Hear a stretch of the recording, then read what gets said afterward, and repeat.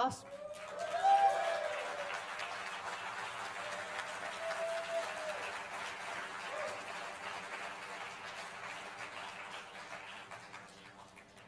Molt bona tarda y benvinguts. Gracias por estar aquí. Buenas tardes, bienvenidos. Es genial veros aquí todos, todo este auditorio lleno. Espero que estéis disfrutando de Sonar más D. Good afternoon and welcome. It is good to see you here and I hope that you are enjoying Sonar plus D. Esta es la última charla del día hoy aquí en el escenario principal de Sonar más D. This is the last talk for today in the main stage of Sonar plus D. And the best thing to end the day is with a legend.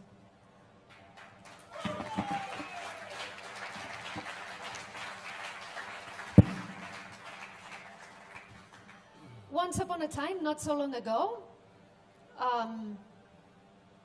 musical technology was not easily available to everyone. It was expensive and not so easy to manage and to know how it works. And it was pretty much confined to people who either did really experimental music, really weird, or to research and academics. But Jean-Michel Jarre at some point decided that electronic music, that sophisticated, modern, very avant-garde electronic instruments could be meant to make music that was accessible and for everyone, with rhythm, with melody, and those things that we like about music because they are familiar. And that's not enough. Also, he was capable to see that electronic music could be something that could be experienced also in a stage, in the best way possible, with lights, with fireworks, and with magic. So today, with all of you, Jean-Michel Jarre, interviewed by Philip Sherburne, who is also a legend, a journalist legend,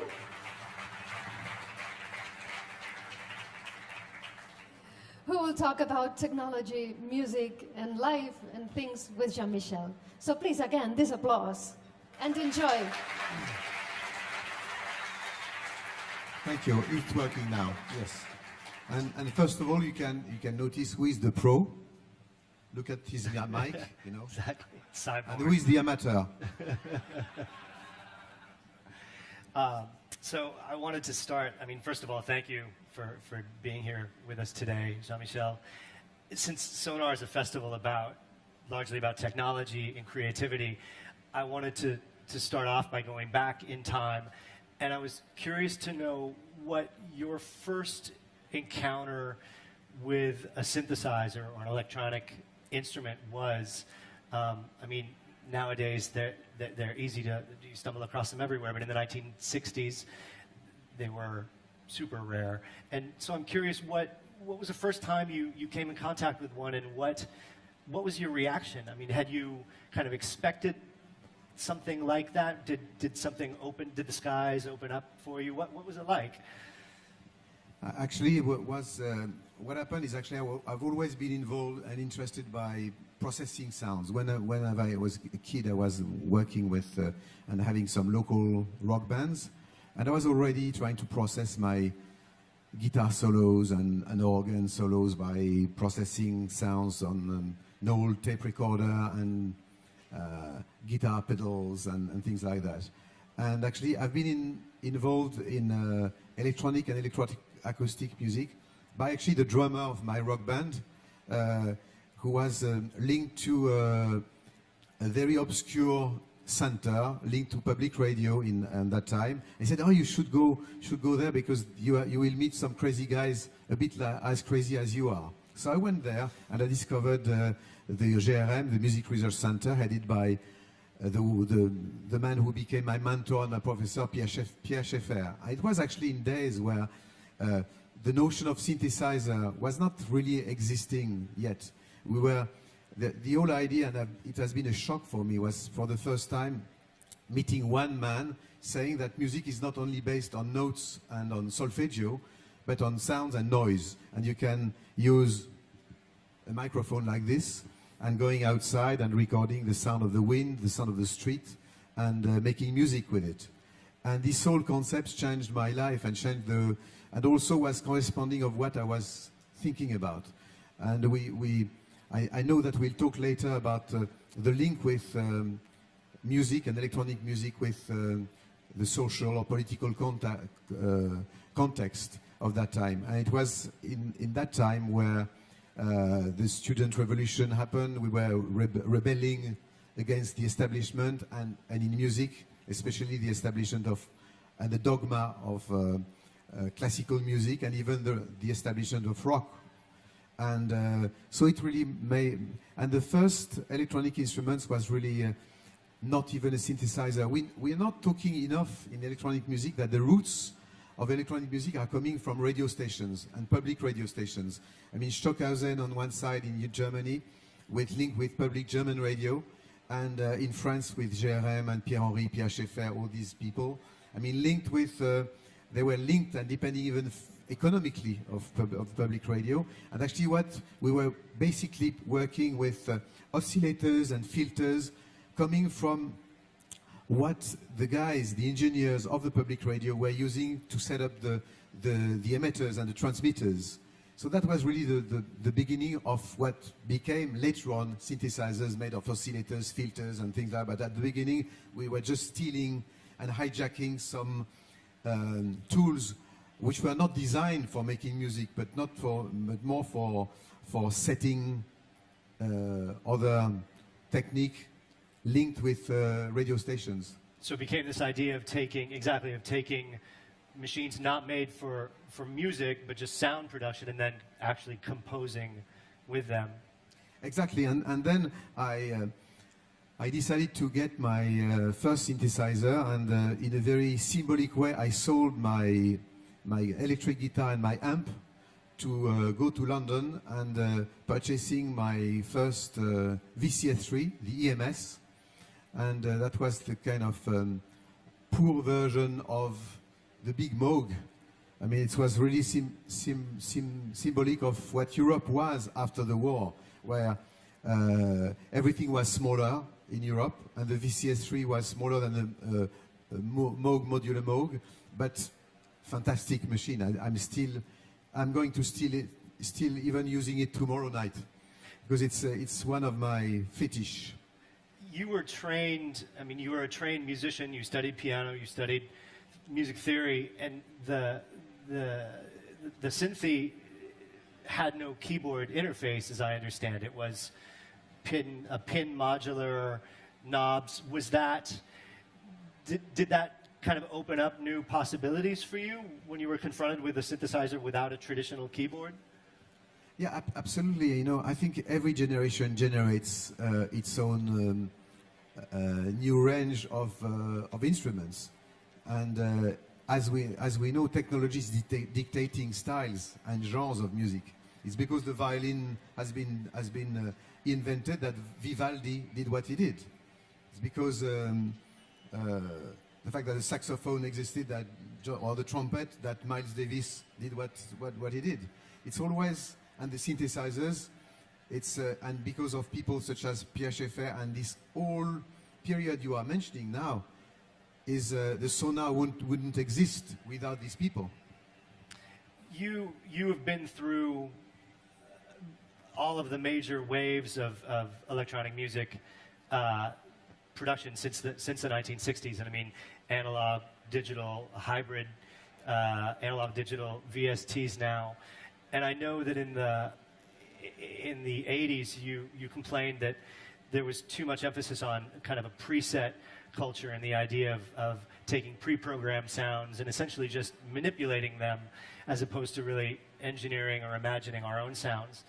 And I was wondering if you felt like we had kind of gotten out of that cul-de-sac, if you felt like the landscape had improved now. How do you see the terrain of music-making tools? I think that the 80s changed lots of things momentarily on the electronic music instruments, because before you had some kind of rebels, I mean artisan and people really with a very craftsmanship approach. such as Robert Moog and Dave Smith and all these great guys who defined actually the vocabulary and the grammar of analog synthesizers. Then suddenly the Japanese came with the DX7, and that creates a kind of confusion where lots of people thought that electronic music was depending on presets and not only on making sounds. I know that my predecessor on this stage this afternoon, Brian Eno, is a big fan of the DX7, and because he did fantastic things with it. But I'm more cautious. I was more cautious. I think the DX7, that like for me the equivalent of the 78 or the VHS of digital. And then I thought that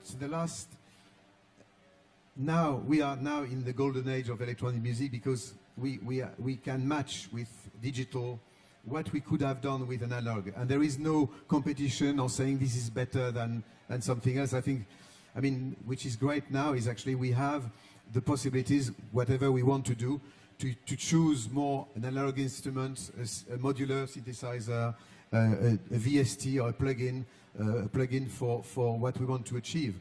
But I think that the technology has evolved so much now vis-à-vis and regarding electronic music, that all these different instruments now allow us to go wherever we want. You were an early adopter of the Fairlight. I think Zuluk was one of the first albums recorded on the Fairlight. Zuluk, 84, I think that was, when I was 13 years old. That was probably the first all-electronic album I had ever heard. And I sat with my friends and we played Atari video games, and we turned off all the lights in the room and we felt like we were in space, and it was amazing. Yes, and actually the Fairlight was the first sampler ever with the synclavier, but it was in days where this Fairlight was like the grail of electronic music and fun sampling. And when you think today that it was a machine with just playing 8 bits, and you could only sample 0.8 seconds, and you have to loop all this. But it was actually something which was a real revolution, and sending me back personally on what I was doing with Pierre Schaeffer at the Music Research Center, when we were actually sampling sounds and spending hours by processing those samples with scissors and sellotape and magnetic tape. And obviously with the Fairlight, for the first time you could record your dog and making chords instantly with the voice of your dog, and that was unusual and exciting. What would you say, could you pinpoint any particular technological development as having been the most impactful or important in terms of your own music and the way you compose over the past 30, 40 years? Which thing most affected the way you make music? Actually, I would say in order the tape machine and analog synthesizer, the Fairlight, and then the digital instruments, such as all the hardware. That suddenly, when you have PCM and FM processing of sounds, then obviously the plugins, and when you started to obviously also the early Atari, Commodores, and the early Mac sounds, these 8-bit sounds, that it has kind of obviously unique flavor. And I would say that all those, such as Pro Tools, Logic, Cubase, and Live Ableton, today my favorite one is by far Live Ableton. But apart from personal taste, I would say that changed entirely the way you can write, compose, produce, distribute music, because you can do it from, as we know, everywhere today. Instead of being stuck in a studio with big machines, you can do music everywhere on the top of a mountain if you want, exactly like somebody with a guitar. Mm-hmm. I wanted to move to talk about performance and stagecraft a little bit. You've always, I mean, you've done kind of as much as anybody in the sense of taking electronic music, which is fundamentally a studio-based practice, and taking it out of the studio and putting it on the stage, accompanied by spectacle. And I was wondering, to begin with, what was your interest in the combination of sound and image? Was that something that always interested you? when you began composing? Yes, I think actually I've always been interested by visual arts. I even hesitated, like as a lot of musicians actually, between visuals and sounds and music. And then I was also really interested by opera as an art form. And at a very early stage, at the beginning of my life, I realized that to perform electronic music on stage with instruments which have not been designed for sharing music. And that was something totally new when I started, that before you had either acoustic instruments or electric instruments for rock or classical music. These instruments like the violin, an electric guitar, trumpet, they've been devised and designed for sharing music and playing music and perform music before recording those instruments. Then later on, in the 20th century, we put some microphones on them in studios to record them. For electronic instruments, it's the reverse. They've been devised and designed in studios and labs, and then we tried, and we're still trying to put them on stage. And as we know, it's not the most exciting thing to be stuck behind your laptop for 2 hours on stage. So automatically, and also because music can be listened for quite a while now, you can listen to your favorite artist, your favorite music everywhere, not only in a concert hall or in festival. When we want to go to a concert, it's because we have a visual expectation of the artist you like. So I try to, imitate, in a sense, or be inspired by opera as an art form, the classic opera. In those days, people were working with carpenters and painters and scenographs and so on and so forth by using the tools of my generation. Electronics, videos, lights, lasers. To try to create and try to explore how to what could be the electronic music performance for the future. And I think it was really, we were really more or less. It was at this stage, I think I was one of the first one, probably with Pink Floyd, being really involved in these kind of performances. And then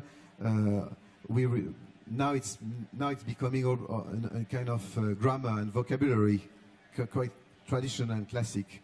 And I think that it's with technology today, and I hope it will be the case tomorrow, and you will be able to share something new. I prepared for my next tour, starting tomorrow night, and with also where I tried to explore a different way of dealing with the visual regarding the music I've done recently with electronica, with my last album, but also with some of my classics. To try to create something which I think more and more I consider the performance of electronic music like a kind of audiovisual animal, something different than when you are DJing or when you are composing or when you are listening to music with your headphones or at home or in the street.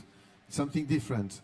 And it's what I try to approach for this next project. To try to get away from just playing songs on stage, but trying to create something which is complementary, probably, from the studio work. When you're composing in the studio, are you usually thinking of how that is going to be translated live? Sometimes yes, sometimes no. I must say that for electronica at the beginning, because it was based on collaborations and it was really mainly a music project. And then later on the way, I started to think how I could, not how I could perform this particular album, but what kind of show I would like to share with the audience. Next time I'm going on stage, what I would like to share with the audience was really the idea behind the next project.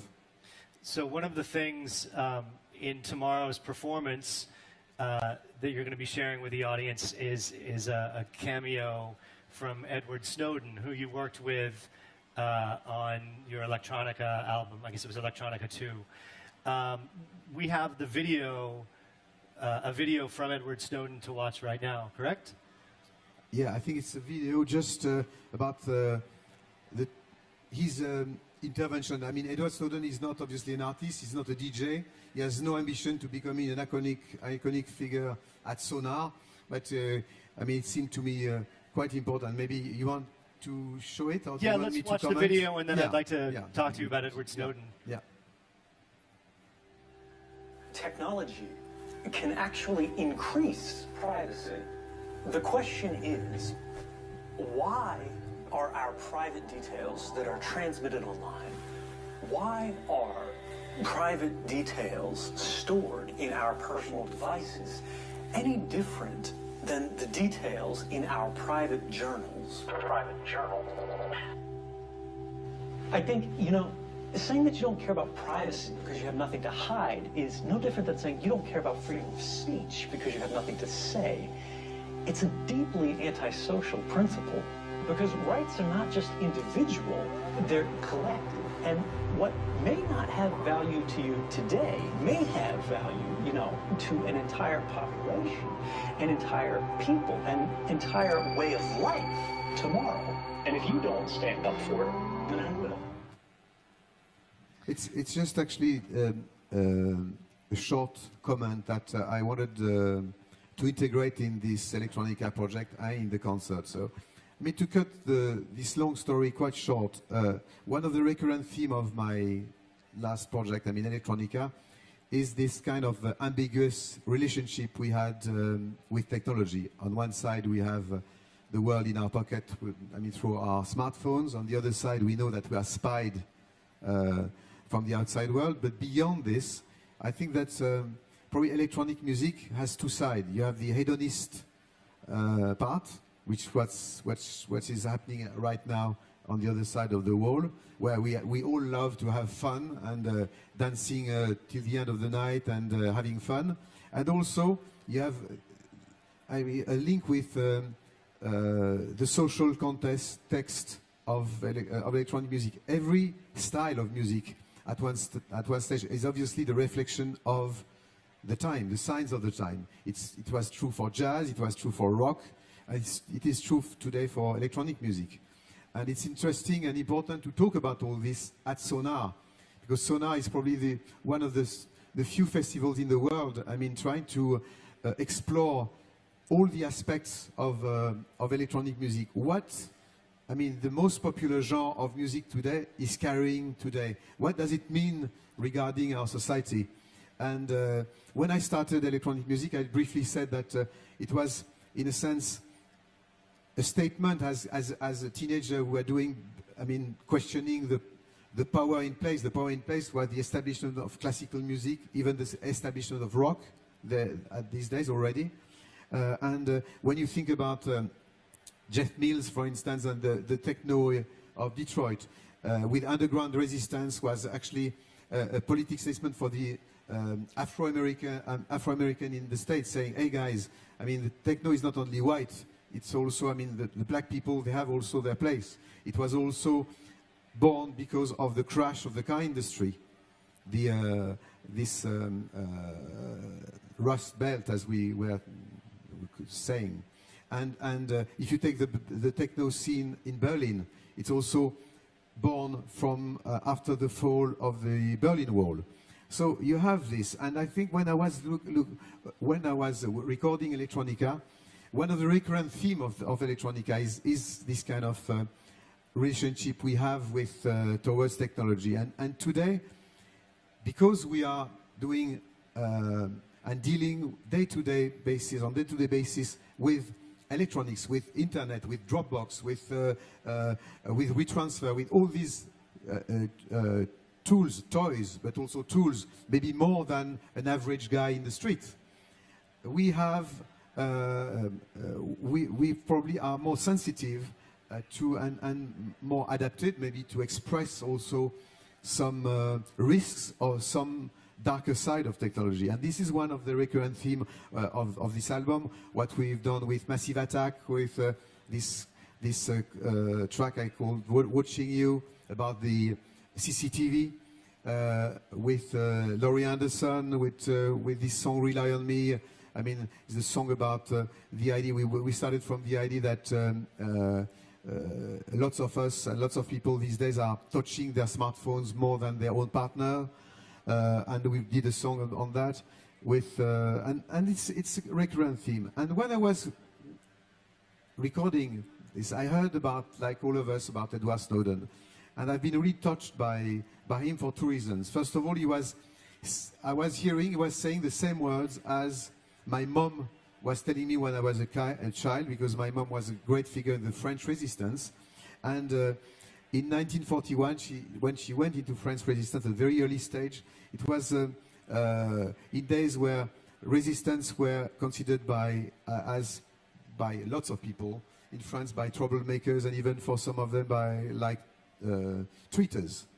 And I've been raised with this idea that when the power in place is generating ideas or actions which are we could be negative for the community, for all of us, or for some of us. I mean, some of us we have to stand up against it, and it's exactly what Edward Snowden did at a very early age, in his late 20s. Suddenly, he said that the reason why he wanted to serve his country, the value, and promote the values of his country. He was actually monitoring his friends. He was monitoring his community, and he decided to make a coming out for all of us. And I really consider him as, like all other whistleblowers, as a kind of modern hero, because you know the line between a traitor and a hero is very fine.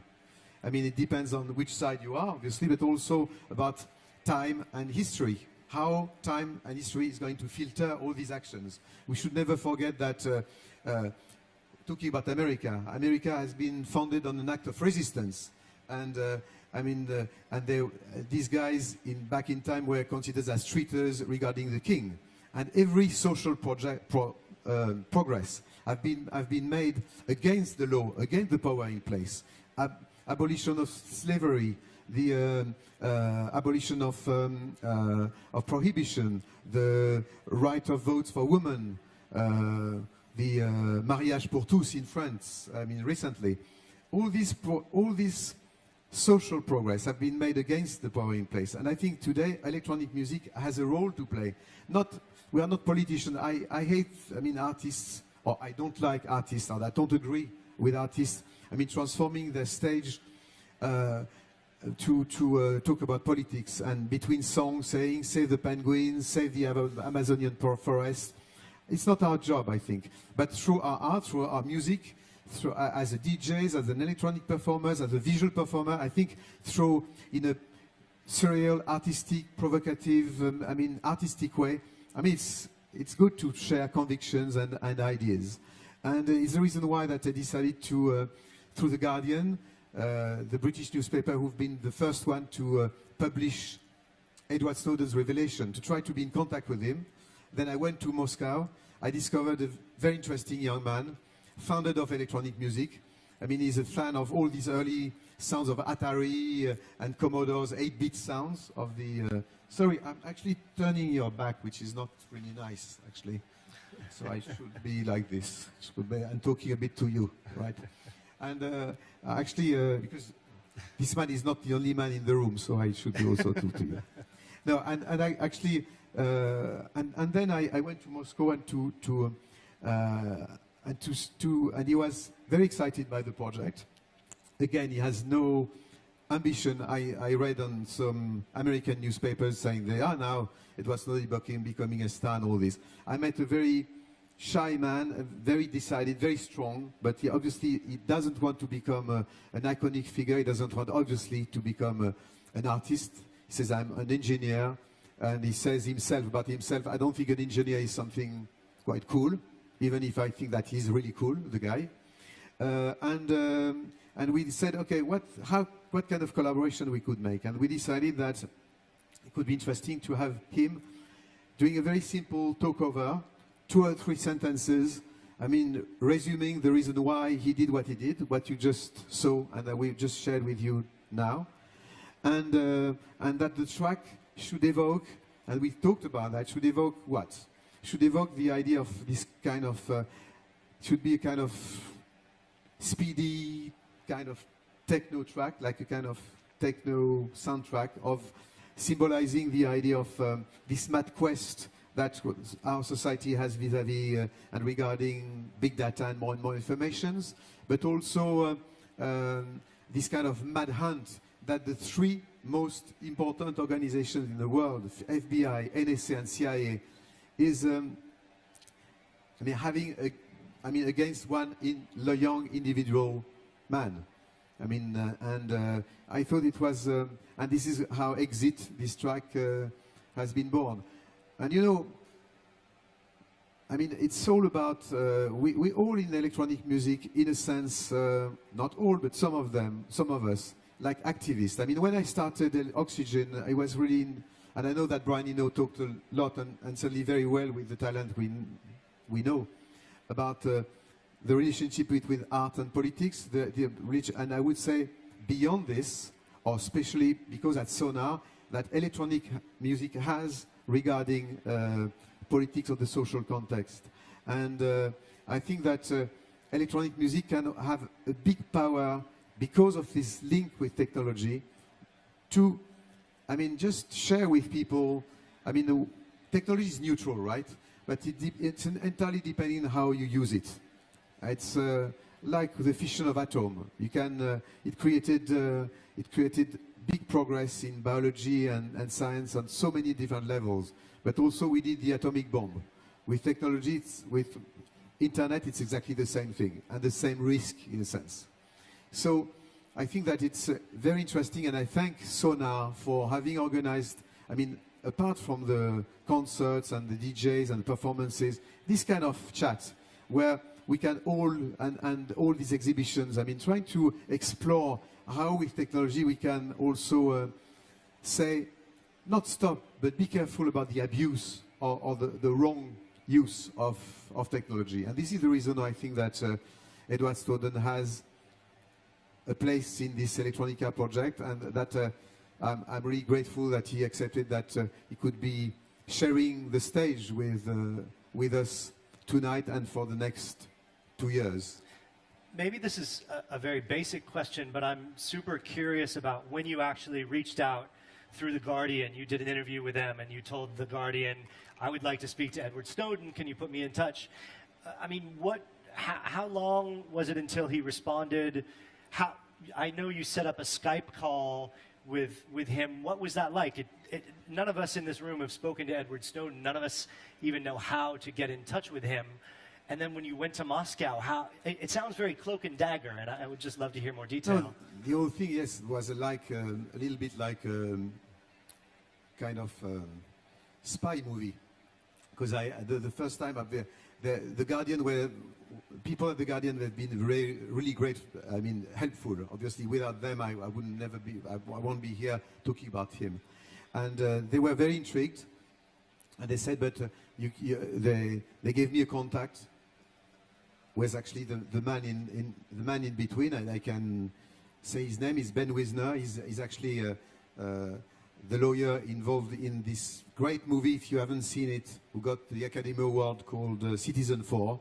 And this is a documentary about this old story.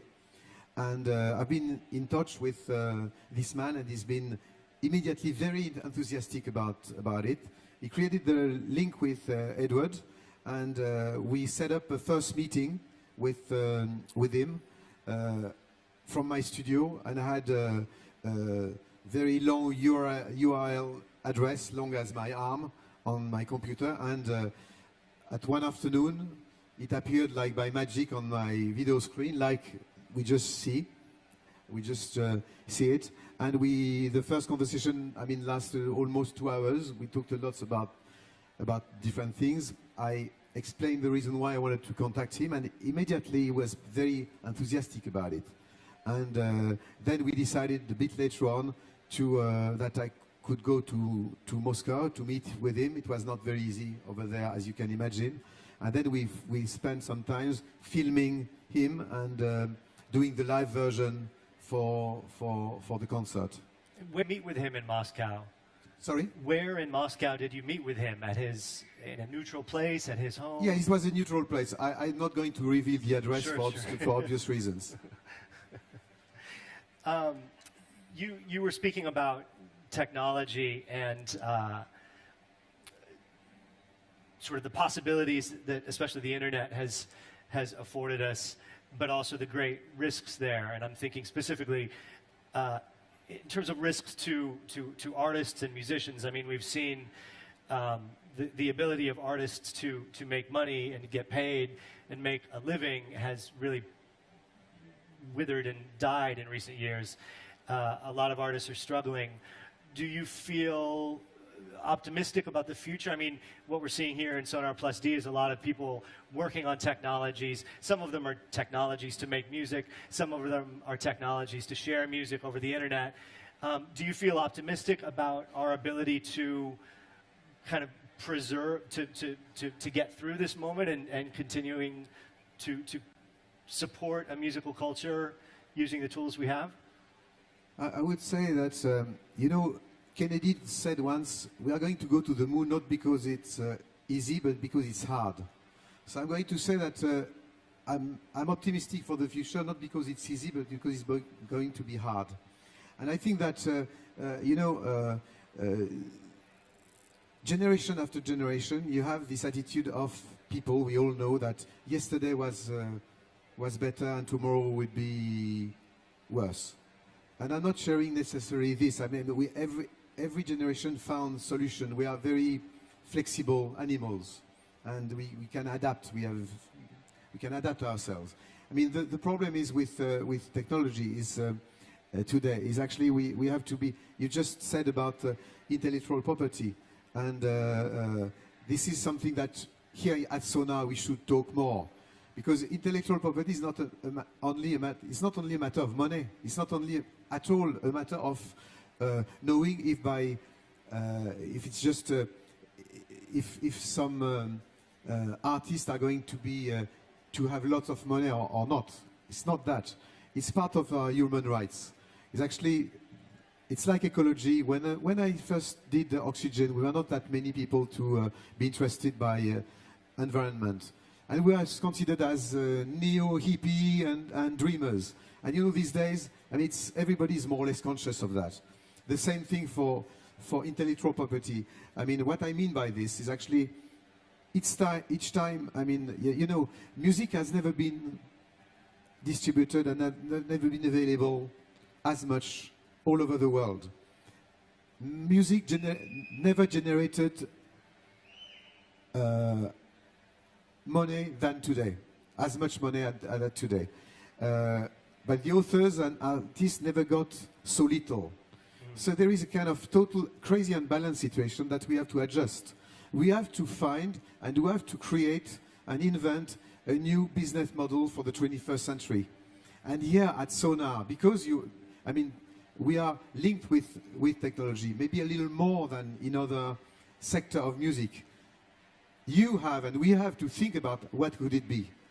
And it's not that difficult. I mean, those giants on the internet were kids, were people who could have been at Sonar if Sonar existed 20 years ago, because they are friends of music, friends of artists, friends of electronic music.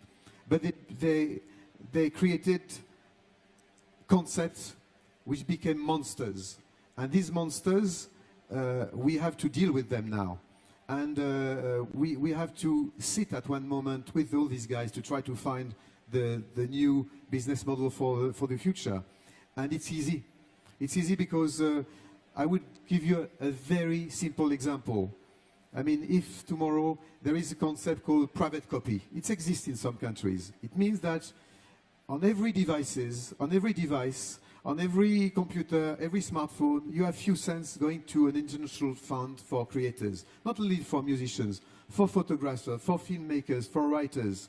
And that wouldn't cost 1 cent for the consumer, and it will be transparent for Apple, Google, or all these people, if we want names, Samsung. And this little amount of money would go for an international fund and would solve immediately the problem for authors and creators. And everybody agrees that it's not a niche problem. It's not a problem for only musicians. It's a problem for every family in the world.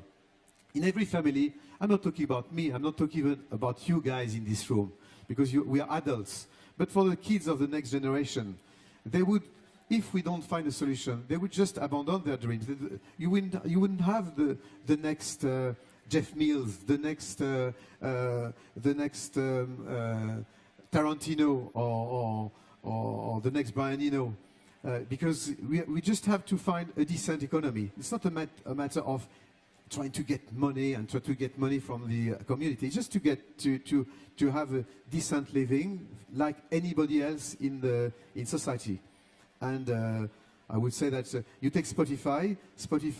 The value of Spotify is probably a few $billion at Wall Street, and any artist through Spotify just gets the equivalent of a pizza without anchovies by the end of the year. So there is something we have to adjust. And I'm quite optimistic that we will get there. I think we, yeah, here.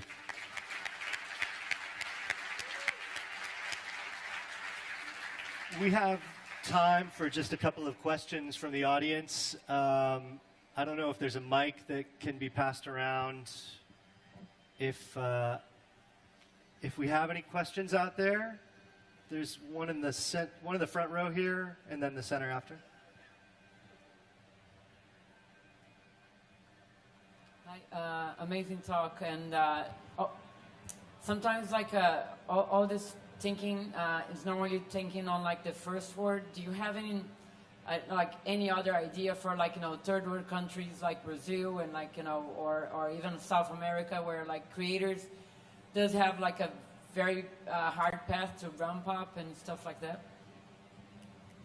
If I understand your question, you're asking for places where the technology is not artists. as up to date as where we are here.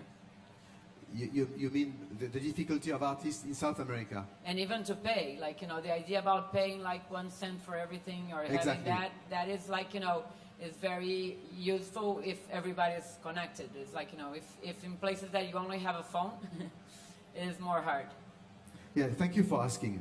Actually, it's a very interesting question because on one side, obviously, we have to know that it's great in lots of countries to be in connection with knowledge, and with arts and with music, and especially because we are talking about music. So that's great.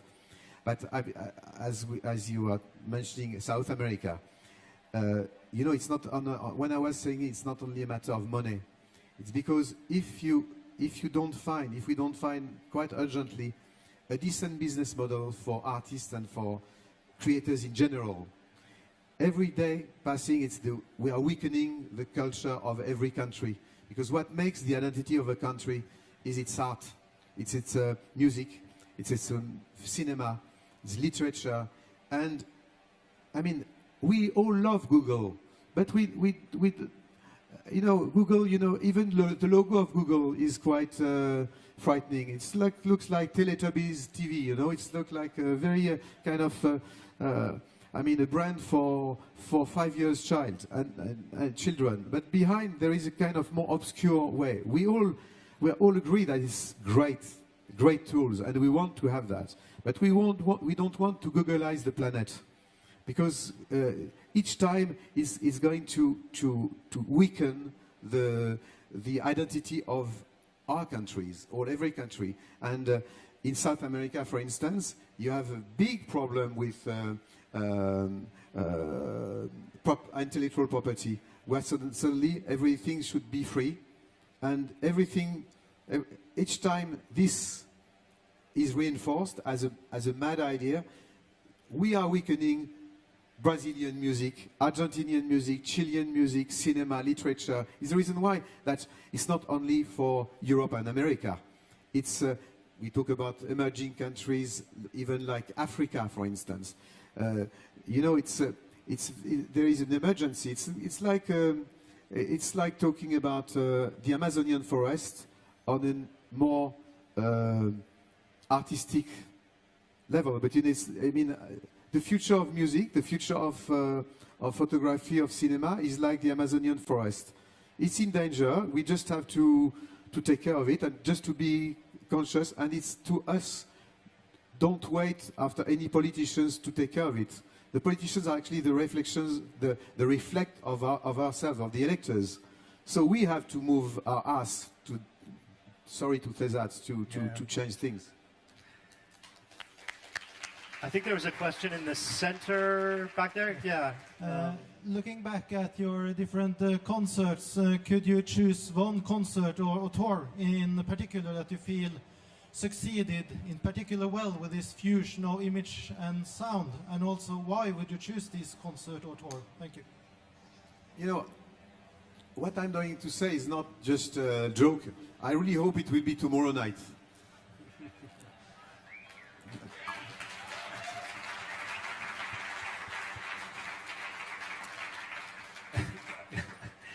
I want to ask for a sneak preview, but I guess we'll just have to wait. Another question from the audience. There's one over there. Is there a microphone?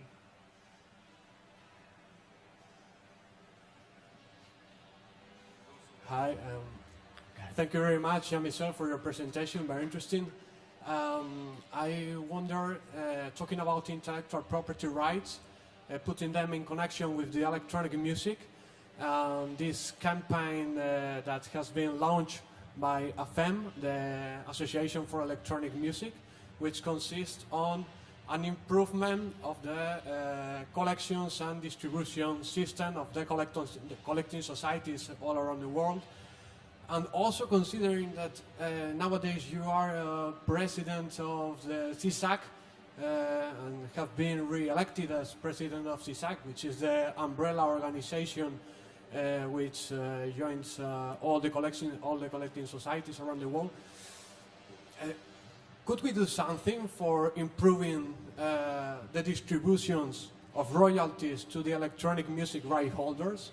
Because nowadays I feel a lack of, I don't know, maybe it's political support or some kind of intervention, because the things regarding electronic music, I think that have not changed during these years.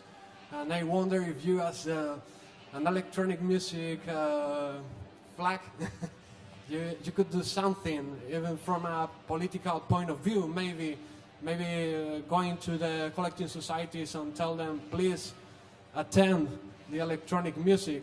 And finally, not just the electronic music, but also all the niche music markets that are not commercial music, because the commercial music is finally are the major publishers, and I think that other music markets where they are not present, I mean the major music publishers, we can do something for improve all these markets, small markets that nowadays are not so small as the electronic music one. Thank you. Thank you. Actually, it's obviously a very interesting point. You know, I think we are responsible also. We have a part of responsibility in the world of electronic music, because electronic music has been born with modern technology, and at one moment we all been a bit naive about the fact that great, the web is a kind of la la land. Everything is great. We can share everything. Everything would be free, and it's very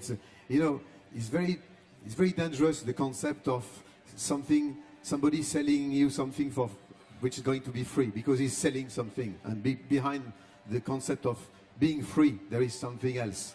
And we've not been able to send a clear message with one voice, musicians, because we are in our home studio. It's not our job. We don't know.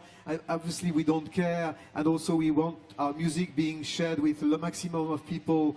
We don't like record companies. We don't like publishers. We want to be on our own, independent, and all that. It's not in the way of thinking for an artist.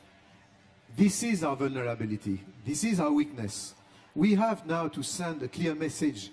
Believe me that if tomorrow you have 2,000 or few hundred even, relevant DJs, beginners, musicians, people in the electronic music sending a clear message, and not only in electronic music, but in rock, jazz, in cinema, believe me that there will be an instant big change.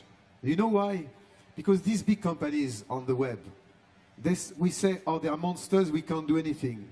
They have a weak point. The weak point is their image. If suddenly their image is affected, if suddenly you guys, I mean, being cool, because electronic music is cool, it's the coolest sector of music these days. If you and if all together we start to question the kind of brave new world that the GAFA world is proposing, believe me, they will run to try to solve your problem, our problems, in terms of distribution, production, and helping us to get the decent retribution and remuneration from what we have, because they depend on us also, and their content depend on us. We should never forget that we are a kind of virtual shareholders of all these big companies. And you guys here at Sonar, you would, you know, our job after all is to make noise. So let's make noise, you know.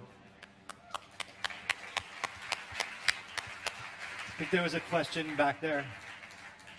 Jean-Michel, you are such a master at so many different parts of the creative process and the creative spectacle. What's your most difficult creative challenge and how do you overcome that?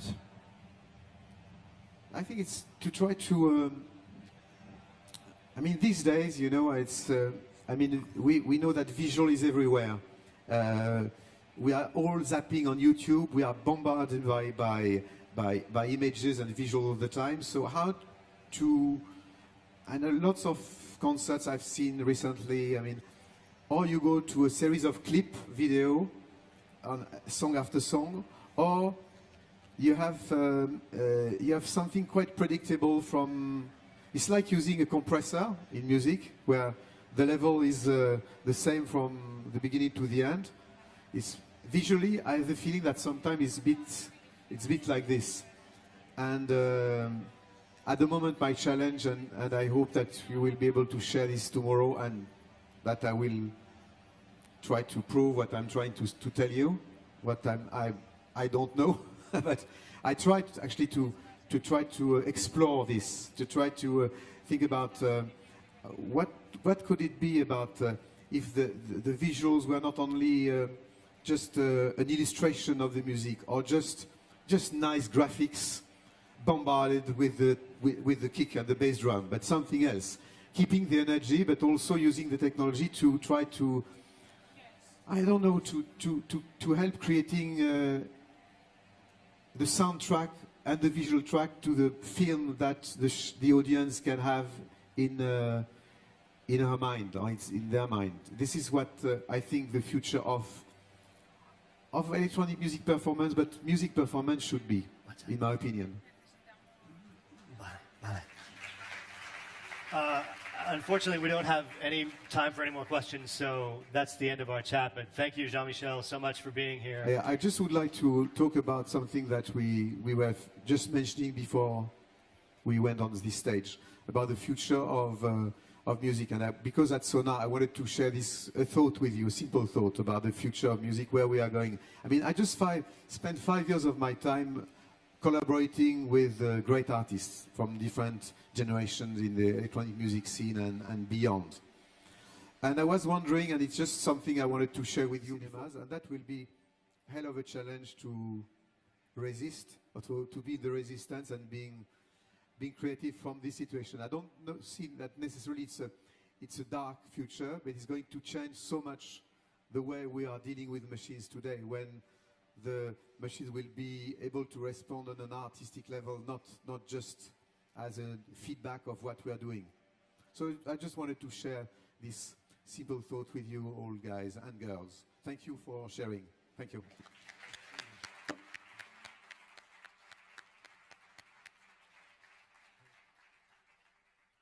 Thank you all for coming. That was great.